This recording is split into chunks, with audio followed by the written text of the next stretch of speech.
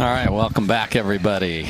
Dave Fleming, Scott Crandall with me, and we will have a special guest joining us mid-match. We'll hold the surprise until he or she shows up. It'd be nice if we can get like a good player in here. If we could get a good player, that would be huge. So we'll see if we can get a good player. But we got the gentleman on the court again. We got another Johns out here, Colin Johnson, who was in the booth earlier and lost a heartbreaker to his brother. Still hasn't beaten him. He's serving to A.J. Koller, who's playing with Jocelyn Devilliers. And there's Pat Smith with a big forehand drive. Pat's having a good day, 2-0 in front of his parents, who are here. Ooh. And continues his fine play. He's got that too. And he's got the backhand rolling winner. So, okay. 1-0-2. Point. Okay. The Winter Soldier in the summer sun is looking very good to start this match, and has played well all day.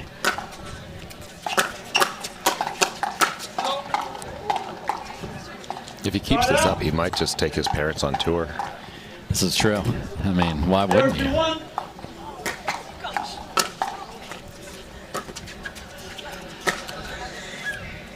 And this is an interesting combo. Pat is also normally more right side player. He has great hands, so that's not the problem. So we'll see how these two sort everything out. I played with him yesterday, and I made him play the left all day. And so there you go. He was great. So there you go. That's what lefties do to people. I didn't give him a choice. No. Scott Crandall, my partner, one of the top senior pros and a southpaw, so he was bossy. I'll play the right side.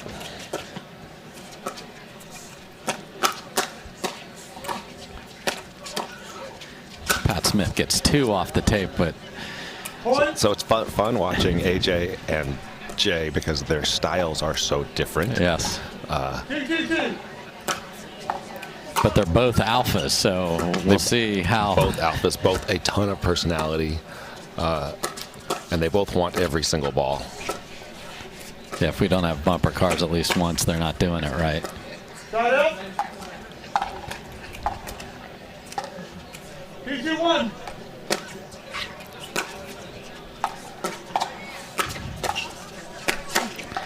And there's that vicious flick that A.J. Koller is known for. 2-2-2.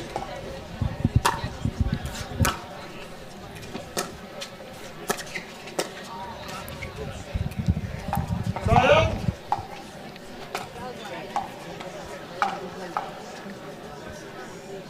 3-2-1. Jay and AJ talking a little strategy before serving.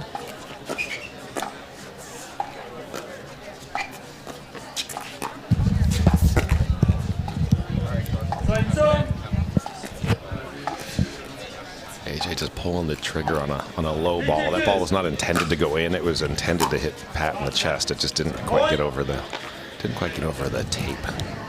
No, but they get the same result with the missed return.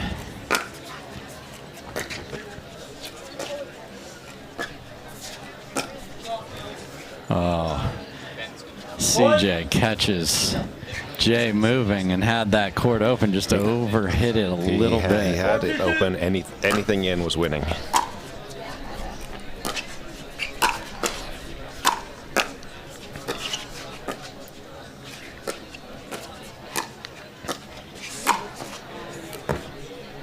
High backhand finish. Good night. Yeah, Pat has really long arms, and he's just very good, fully extended out in front of him, and really made it look easy there.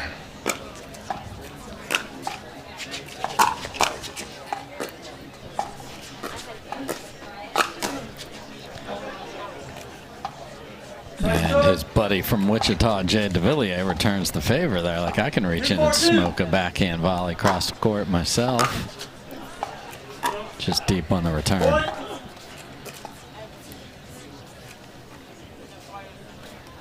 3-4-2.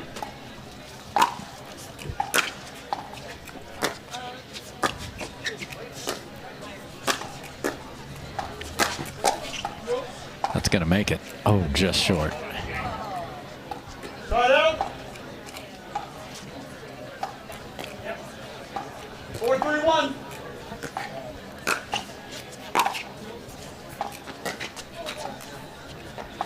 Just in a little bit of a hurry there for no reason. Yeah, I mean, that is sort of AJ's drop style. He makes that as much as he misses it. I mean, it's not something Point. you can teach. He has a style Right. all his own, but it works for him. And 5-3-2.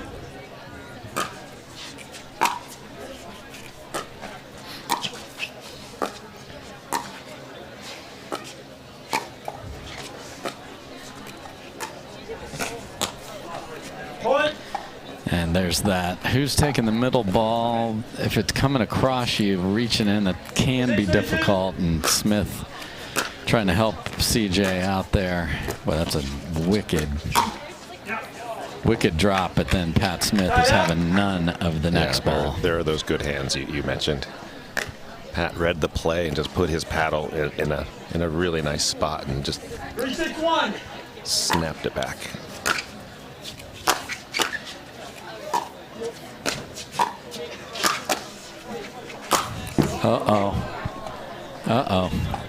So they get away with something there, and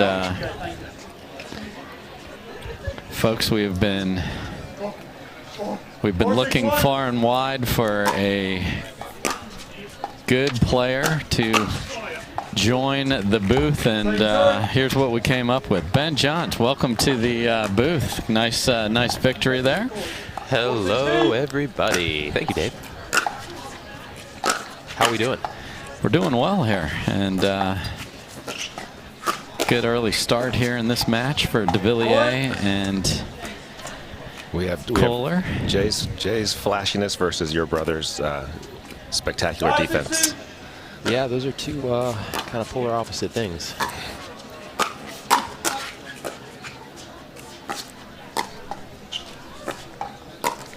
Ooh. So Ben, when you see your brother playing out here, what should the world be looking for that maybe isn't obvious to the naked eye? Yeah, I'll get to that right after this point.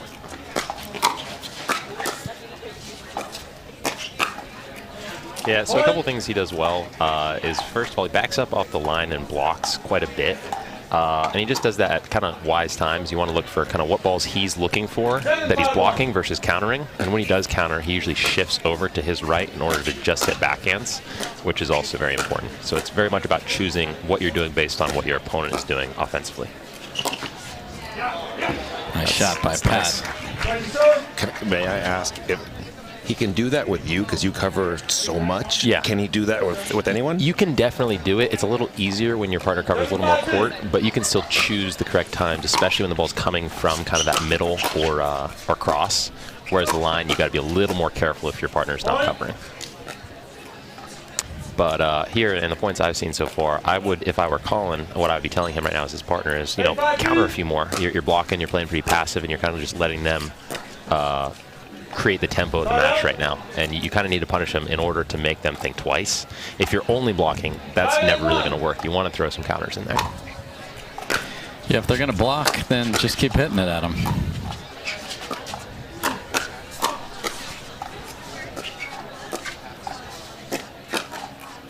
And that's a favor to his. If he kind of gets that wider ball to the forehand, he's got a couple different options. He can kind of go line, body, middle, chicken wing. And it can be tough. That ball sits up a little bit to cover all of them. So you're definitely going to see him pull the trigger in that situation a lot.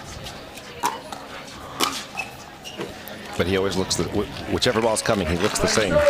Yes, yeah, you're really trying to hide it in that the preparation looks the same. You don't want to change your swing based on what you're doing. Well, that's a great pickup.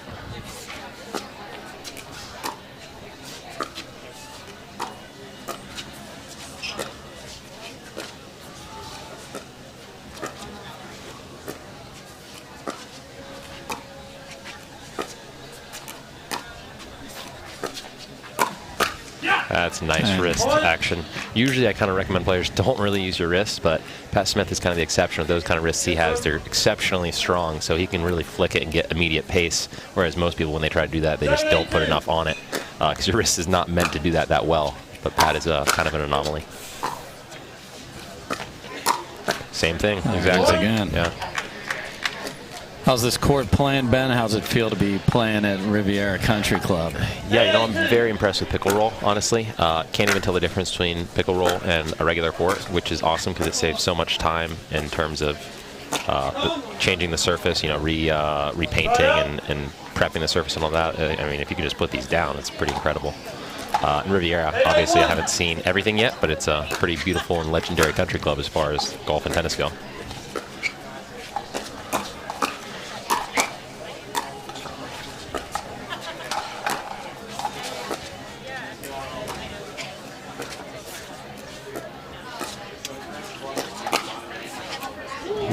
Good block there by Devilliers. Yeah, and really, when you're playing with Colin, you kind of need to know what to do and like what to look for in what he's doing. Based on that, you need to be doing different things.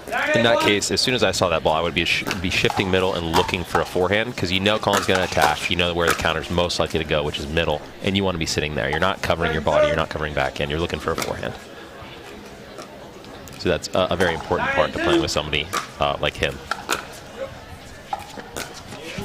There's the Koller third shot lob, but finds the PPA logo, which is not in the middle of the court. So you really got to be careful with Pat Smith. His overhead is gigantic, probably because of that wrist strength. So if you don't get it over his head, that ball is pretty much gone. Little side switch from Jay and AJ. I think that's due to the Pat Smith drive mainly. They didn't want to unwind the stack.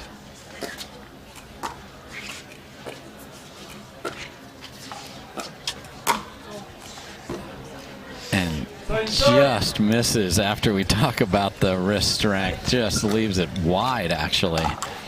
I like the idea. Just a pretty small margin of error there on that line. So 8-9 on a 2. Nice drive. Heavy drive.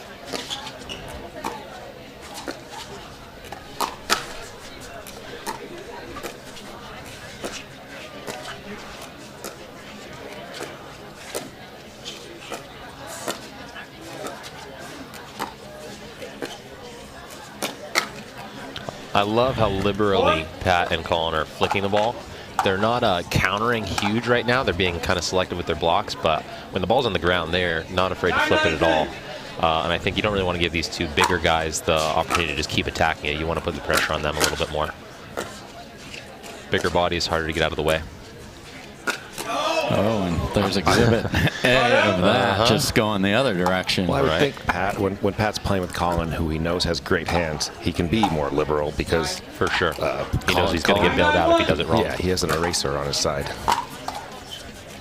So 9-9 win by 1. Great first volley there by Pat Smith as well. Yeah, and sometimes it's hard to tell if it's deliberate, but on a counter like that, you can see there's a ton of backspin on the ball, which makes it so tough to reset just because it forces the ball down to the net. It's hard to play because it spins a little bit too, and skids on the ground.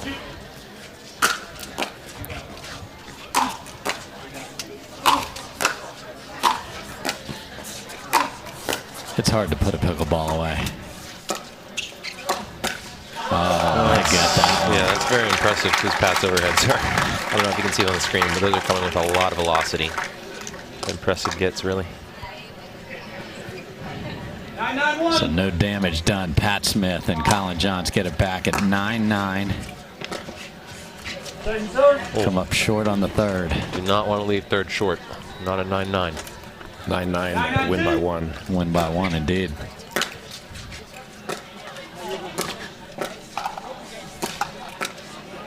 Yeah, it's good top spinning from AJ. Just makes it harder to reset. So we're at 9-9, game number 1. Dave Fleming with Scott Crandall and Ben Johns in the booth here.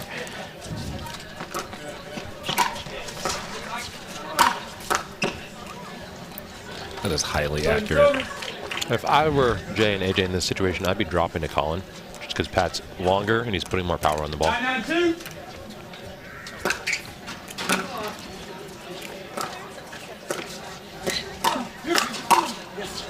And Point. the earpiece that they have from Ben is working as they drop it in there. We'll see if they throw it in there again on game point. 10-9-2.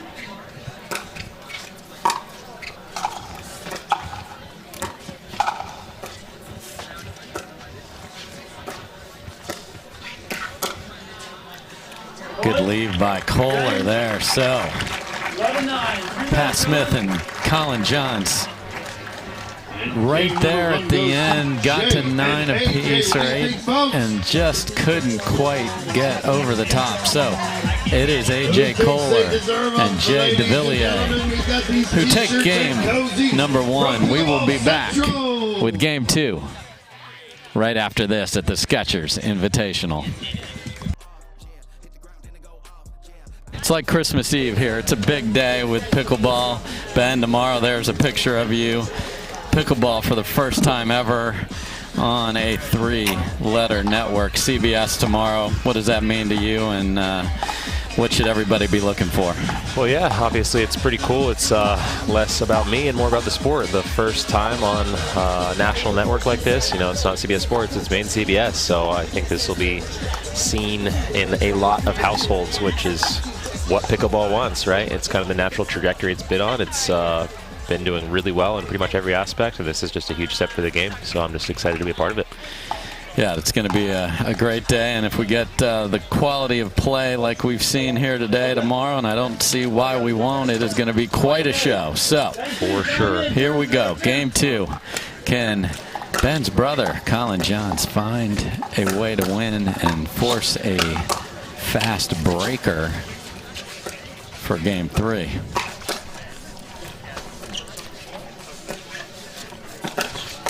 That is a beautiful ATP on the run. Nice by point. Colin Johnson. Yeah, you really got to be careful with those ATPs, because when you're moving that direction to the outside of the court, your momentum naturally wants to drive the ball the same direction you're going, which is not in. So you really need to get around the outside of the ball in order to kind of curve it back in. So that's a very important part of the ATP. I like that Colin did not hit that one as hard as he could. He made sure he made it to a good spot. For sure. Didn't need to be perfect. And CJ puts practically a hole in the Selkirk logo, which is not worth extra points, folks. So side out at zeros.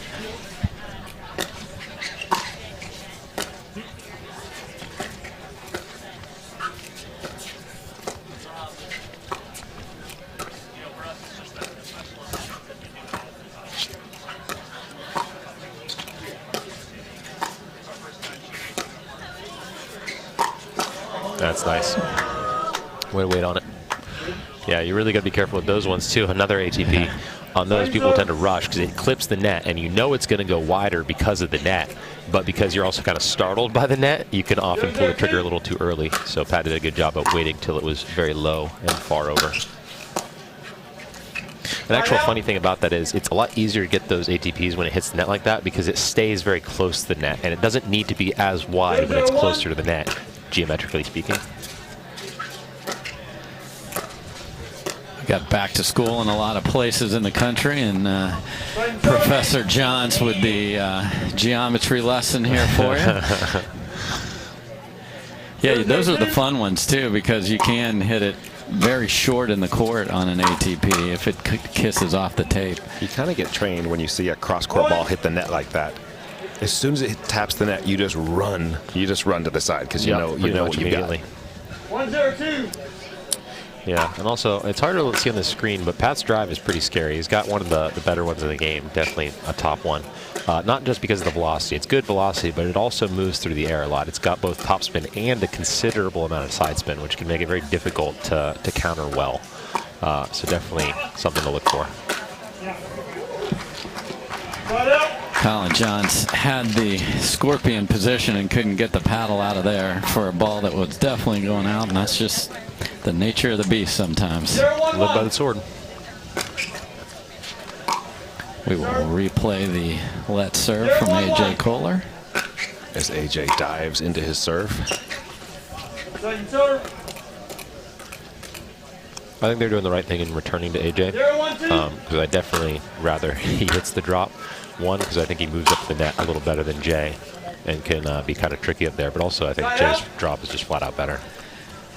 Yeah, and you want to sort of work that puzzle out well before you get to the court and see if that works. Where's the ball going to start a point every time? And that can make an enormous difference. Just because, I mean, percentages-wise, if somebody has 90% success rate in getting in versus 80, like that's points. Yeah, and when the players are this good, 10% is all you need to win. Don't love the decision there from Colin to drive that cross. That's usually going to be an issue unless they're unwinding a stack or something. I very rarely like to see a drive to a cross court.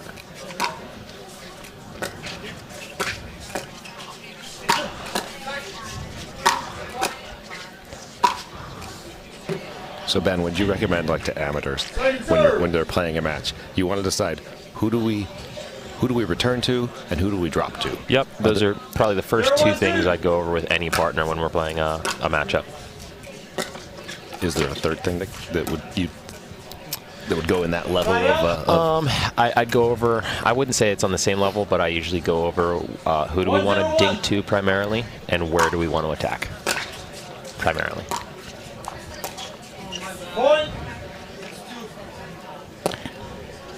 Yeah, both these guys, Jay and AJ, kind of have heavy hands. So if I were Colin, I'd be looking to drop. And Pat's strength is his drive, so I like that idea. But I'd be looking definitely as Colin to drop more.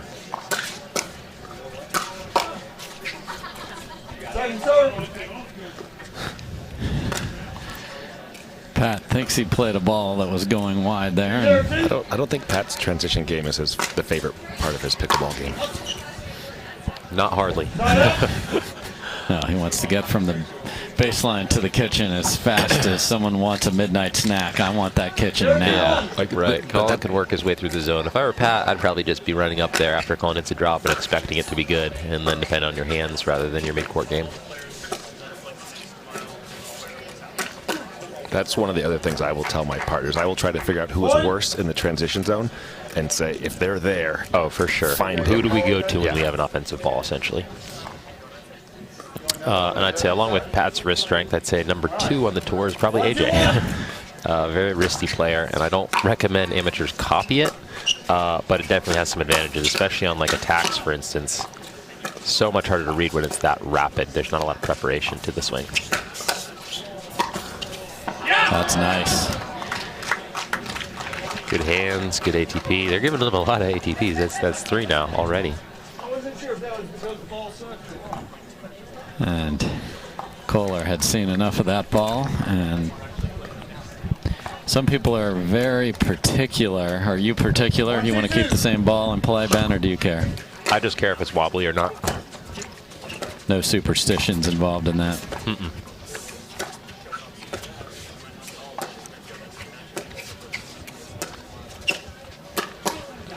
Okay, Ben, to check if the ball's wobbly, I noticed you don't spin it fast. You spin it kind of medium to slow to check the wobble. Yes? Yep. Doesn't take much spin to see a wobble.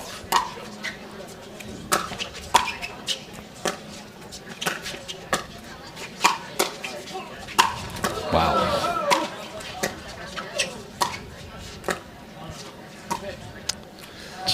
Just deep on the baseline there. More than anything, I was impressed that Pat got to that sudden overhead without putting his foot in the kitchen. Yeah. We've seen a lot of spring off calls, and pretty impressed that he got up that much in the air without using a spring. Yeah, he went straight up.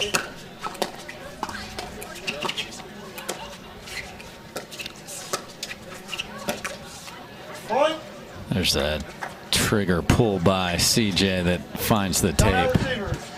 And they're going to take a timeout. So we got Koller and Devilliers up a game and up a couple here in game number 2 of the Skechers Invitational. We are at the Riviera Country Club. We'll be right back.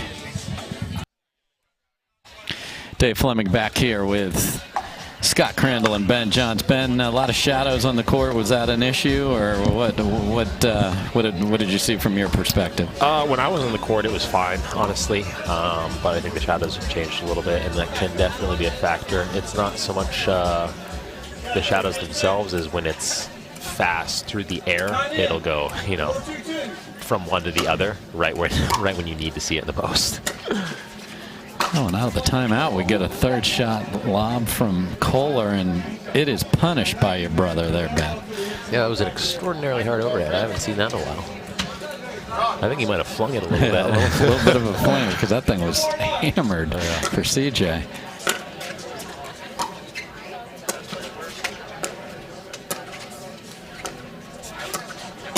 Yeah, that's much better. I like the gradual work in there, and Pat looking to be aggressive. That's really the game style they want to play. 3-4-1.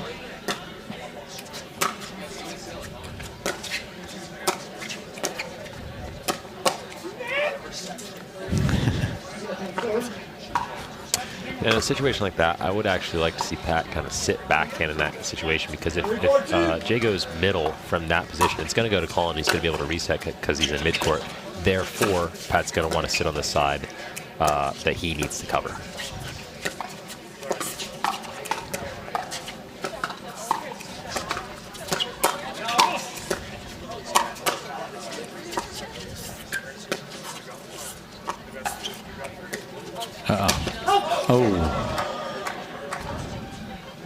Unfortunate there on the finish, Pat had. He kind of went directly at body, which is not really what you want to do, just because they're able to get a paddle on it, and if you have the option, don't hit it to their paddle, essentially. There's a nice finish by Jocelyn Devilliers. Colin was more on that ball than he probably thought he would be. He got a lot of paddle on it.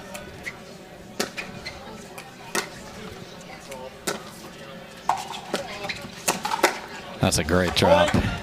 Yeah, on a drop like that, you want to do what I'd call conceding the net. It's got so much topspin, it's going to kick up, and if you try to keep them back at all or even hit an aggressive dink, it's usually going to turn into just an attackable ball. So I would just make that one as short as possible and as unattackable as possible. You're pretty much saying that was a great drop. I'm going to take it. Great drop. Come on in. We'll go for neutral. I don't need to try to do anything offensive with this. Got 7-3, kind of running away with this a little bit. Some errors from Colin and Pat. Yeah, need another big return here and get the ball back. 7-3-2.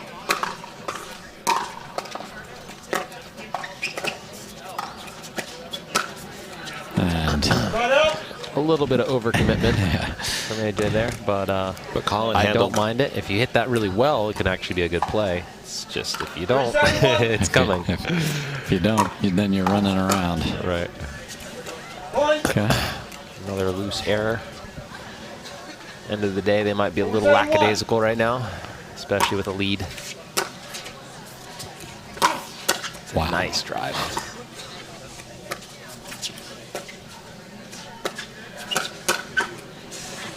Koller just ready. Yeah, it wasn't a bad attack. No. He just read it well. AJ seems to be very good at being ready on either side. He doesn't have to pick one. Yeah, you know, you find a lot of players that'll sit one side or the other, backhand or forehand, and if they're too readable in that which one they like to choose in what situation, you can really tie them up. And it's not so much that AJ doesn't guess, period. He will sometimes. It's just he does it differently. He doesn't really have patterns. He'll hit a forehand in one spot, and the same spot he might hit a backhand next time, and that's what makes it really tough. Because sometimes you have to guess. It's just the smart thing to do. You can't cover both, but he's able to do it in different ways in the same situation. So let's take that a step further, Ben. You know, a lot of people say, hey, should I stand favoring my backhand? Should I stand favoring my forehand? When you're teaching, what do you tell people for proper paddle position? So obviously, if you're dinking, you basically are just following the ball with the paddle. That's your ready position, and you really want to have a continuum of the paddle positioning up and down be an inverse of where the ball is height-wise. So if the ball's higher, your paddle should be lower. If your ball's lower, your paddle should be higher, because those are the only spots that your opponent is going to want or can attack. Left and right, choosing backhand versus forehand. It depends a little bit on your grip, definitely a lot on ball positioning. So for instance, if somebody can only attack you cross court, you want to be sitting on the side that's closer to them. So that's a pretty simple one. When the ball's right in front of you, that's where you have to guess sometimes. And if you do guess, you're going to need to fade, you're going to need to get lower. So there's a couple things you can do, but you have both options really. Oh no. And Pat's Smith has chosen to take a seat in the crowd after that. Very unlucky that the ball before that hit a frame and stayed in the court. Yeah, it looked like he flung it a little bit, which could be bad on an overhead because you have no control over where that ball goes anymore.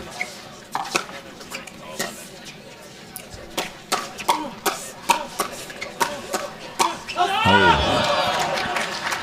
Good Wichita on Wichita exchange there, but Smith pulls it deep. I feel like Pat's had the edge in a number of hand battles and ended up hitting the last one long when he's got the finish. Unfortunate, but that's the way it goes sometimes.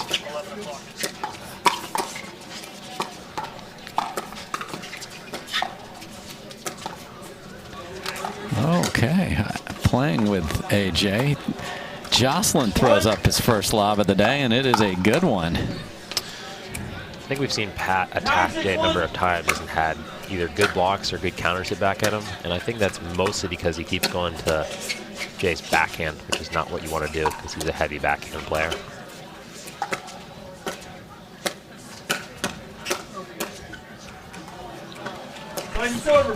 So Jay, for instance, on that right side, I'd be looking to attack his forehand every time. He's one of the players with the more identifiable patterns of which side he sits on. So with Pat being on the left side, any attack he can hit down the line would be the spot. That's where you're looking to go. A little harder to get to that line, but kind of gotta when Jay's going to sit backhand every time. I feel like there's a lot of righties that's the spot for them. When, for sure. When a righty's on, when the righty's playing the right side, if you get to it's almost forehand. like they're supposed to do that, right? Like Colin will do that, and you need to do that in order to play the right side correctly. You just want to be able to sit forehand sometimes to throw a little bit of uncertainty into your opponent's game. So big drive, well deep here, and 7-9-2. we will serve at 7-9-2. See if Johnson Smith, that's a nice drive by CJ there. There's that wrist flick that AJ has to get it down at the feet. Down with some RPMs. spin. Yeah, the reset there from Colin is just drifting a little long. Because against most players, that's a good reset. But if you're a little longer like these two guys, it's not quite good enough. Second serve. Great counter. Good example of a fade from Colin. Immediately went to the backhand because he knew they weren't getting it to the forehand in that situation if he moves over. Makes it a lot easier to counter. Point. Yeah, and I think the reality has been a lot of people are covering a lot of court where the ball could never be on pickleball courts all over the country. For sure. You got to think geometrically, guys. What's possible? So or even what's likely, you know. I mean, yeah. if somebody hits a great shot, sometimes you got to say that, you know. Great shot. I played the percentages. I lost. And that is fine. Right. So a match point is saved. Can they get after it? Again, only win by 1. It's nice. I'd like to see Colin do that a little more. Not in that just the attacking, because he's done that a lot. More about not missing in the net. He's had a number of those right in the tape. It doesn't need to be perfect. The height doesn't actually matter that much. It's more left and right that matters. And there's much better finish. Got to get on top of that. Finally, instead of rolling that deep as we saw a couple before. I like that he faded to the forehand to finish rather than the backhand. A lot easier to get that forehand down. So we are 9-10 here. Oh. Second serve. Also got to be pretty careful as J and AJ. You don't have the extra protection point from having 10. Correct. We are win by 1 here. Oh, and Devilliers finds the middle. Yeah, I'm not seeing the point of Colin doing a lot of driving here. It hasn't really gotten him many free points, but it has gotten him into some trouble a couple times. Oh, and that drive again in the middle does it. So it is Koller and Devilliers able to fend off in both games Pat Smith and Colin Johnson in a great battle. Ben Johns, thanks for joining us in the booth. We appreciate your insights, and good luck tomorrow and all of your matches. We'll be right back. All right, all right, all right. After this, we'll talk to the winners.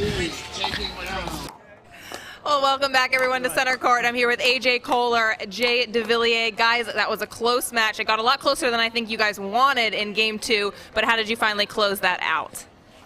Yeah, no, I feel they played better. They were attacking me a lot. I was struggling on my right side here a little bit for a moment, but AJ pulled it together, so very happy we could close that one out. Well, guys, people say that the best partnerships are made up of one aggressive person, one consistent person, but you guys are both aggressive risk takers on the court. How did you balance each other out? I don't know that we did, but that was definitely the first time I've been playing with someone where I'm reaching in and I have a pretty good reach, and then Jay's big arm is coming across the court and it gets there first. I'm like, so that was the first, first time ever playing together. I don't even think we've played a rec game together, it was a fun experience to get out here with the big guy. Well, guys, you've been in the sport quite a while now. What is the best piece of advice you could give somebody who is trying to go pro? I think playing a lot of tournaments, you get a lot of experience by playing matches and then be very disciplined. I think that's where it comes down to. Like the top players, they're very stable, especially on key moments. So I think the best advice would be to play as much as possible and be very disciplined. Well, I imagine with 2 kids and 1 on the way, you have to be pretty disciplined, plus a wife to keep happy as well. Yes, that's true. Happy wife, happy life. So I'm probably more wild when I play tournaments than when I'm actually at home. At home, I'm more as a strict person, so I'm just here having fun. All right, AJ, anything to add? Oh, if going pro, be willing to hemorrhage a lot of money for a year, and then you'll make it back. All right, guys. Short and simple from AJ Koller. Guys, thanks for your time. Dave, over to you.